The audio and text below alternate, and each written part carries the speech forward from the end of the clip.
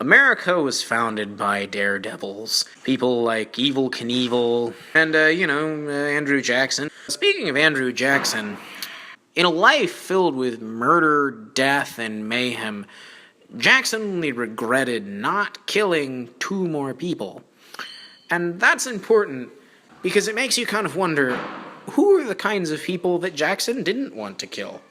Well, specifically, not Native Americans, that was definitely not true, not his enemies, or anybody that supported Banks, but there was one man, and that man's name was Sam Patch.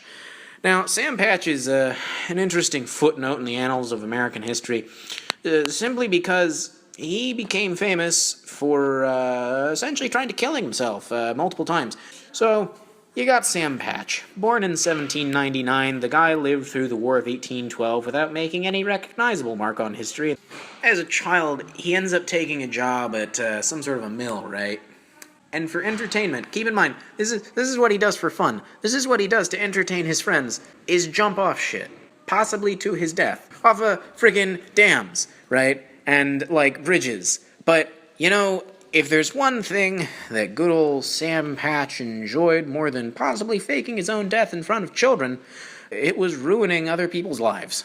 And I can respect that in a man. Specifically because the specific person he decided to fuck with was Timothy B. Crane. Now, if the image in your head of Timothy B. Crane is a mustachioed man with a large monocle, a top hat, and you'd probably be right. From now on, I'm going to call him Stashy McGee because I don't really care what his name is. Anyway, so the crown jewel, apparently, in this guy's whole local empire around New Jersey was a bridge.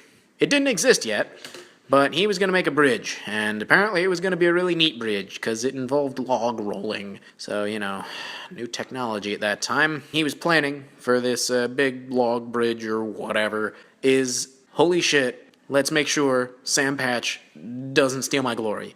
Because apparently it's a big fucking deal when you unveil a bridge. And whatever.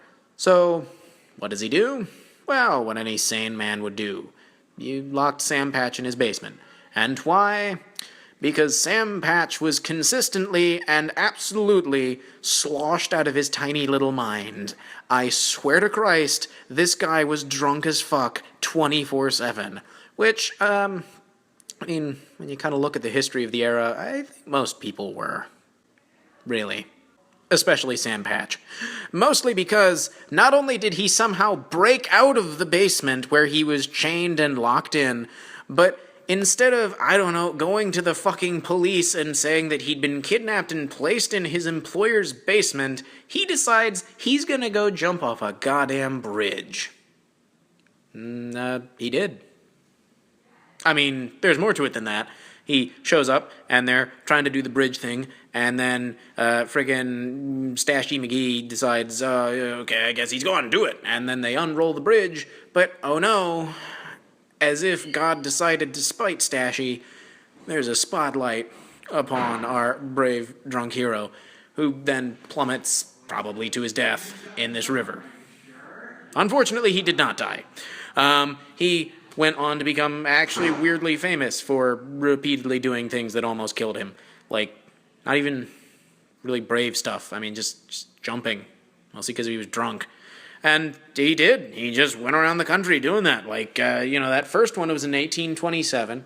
And, he goes on 27, 28, and 29, doing all sorts of stuff. And in 1829, a busy year for him, because he died and he had to get everything in before that point, he decided to go on tour. Which is to say, a group of people decided to follow a drunk guy around the goddamn country into Canada to watch him jump off shit. So, one other thing, in Rochester, New York, right, the guy goes to jump off a bridge into some sort of river or whatever. and he grabs a baby bear, like a cub. I don't know where he got it. Don't ask me because I don't know. I personally think that's the more interesting story, is how this raging alcoholic, racked by delirium tremens, managed to get a hold of a bear cub, but I guess we'll never know, lost to the sands of history or whatever. Grabs the bear cub, chucks it off of the waterfall ahead of him, and then jumps off the waterfall. Let that sink in a minute. Just let that sink in a minute. The guy threw a bear off a waterfall and then jumped in after it. So, moving on. You know, the interesting thing is, Sam Patch jumped off of the Niagara Falls multiple times. Just for funsies and, like, money and fame and glory and shit. So, I mean, I guess they're pretty good reasons. But the most interesting thing is how he died. As I said, 1829, died. So, you know, he didn't make it that long. Didn't have that much of a run.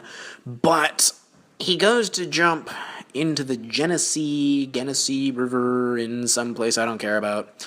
And the most interesting thing about that is he jumps once. And it doesn't work. Because not enough people showed up. And so then he does it again on Friday the 13th, 1829, and I guess more people showed up, and he jumps again and fucking dies. Now, his death is interesting, mostly because they didn't find him until the next year, you know, in a frozen lake. So, this guy was such a baller that Andrew motherfucking Jackson decided to name his horse after the man. To put that in perspective, Andrew Jackson, I'm pretty sure, single-handedly massacred the British Army in New Orleans, and then single-handedly massacred large numbers of Native Americans. So, not really like a guy to aspire to be, but, well, as I mentioned earlier, I'd be honored to have my name placed on his fantastic horse. And that's the story of Sam Patch, a real American hero.